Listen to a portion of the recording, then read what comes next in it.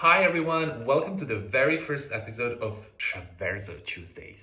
The series where I talk about Traverso stuff, about Traverso technique, about different kind of flutes, about the historical repertoire, and about everything what you would like me to talk about Traverso-wise. So for the very first episode, I wanted to talk about something that's probably the biggest difference in between modern flute technique and Baroque flute technique. And that is the way of how you correct notes. So for instance, if you play a chromatic scale on a modern flute from the lowest to the higher note, as you go up, you would just slightly change the direction of the air.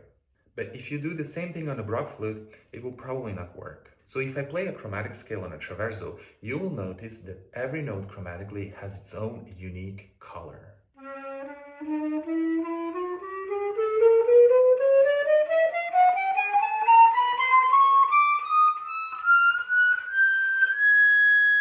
So it basically sounds like different syllables. On Traverso we have something that's called the fork fingerings. It's the note that sound a little bit weaker than the other notes. And those notes can be very problematic tuning-wise and also sound-wise. So before I explain you how to play these notes, here are two things that you probably shouldn't do. The first one is turning your flute inwards. And the second one is moving your head up and down. This can help you when you start the Traverso, but at some point you will just lose on flexibility and you will not be able to play faster, because we know that Baroque music can get a little bit spicy. So how do you play these notes? For instance, if I play chromatically from the G to the B,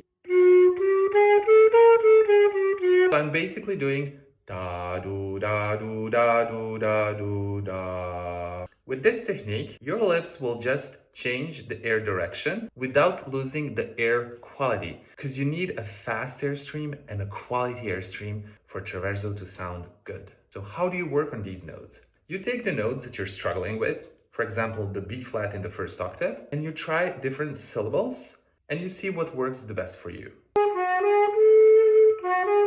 On the B flat, for me, what works the best is U. Think more about U nasal, like the French U. It's the same thing if you work, for example, on the F natural on the second octave. For me, what works the best is O. Once you found a right position of every note on Traverso, you will be able to fly on the instrument. I promise you that. I hope this was helpful. And if you would like to learn more about Traverso, if you have any questions, just send me a text. I will be happy to respond. Hope to see you soon.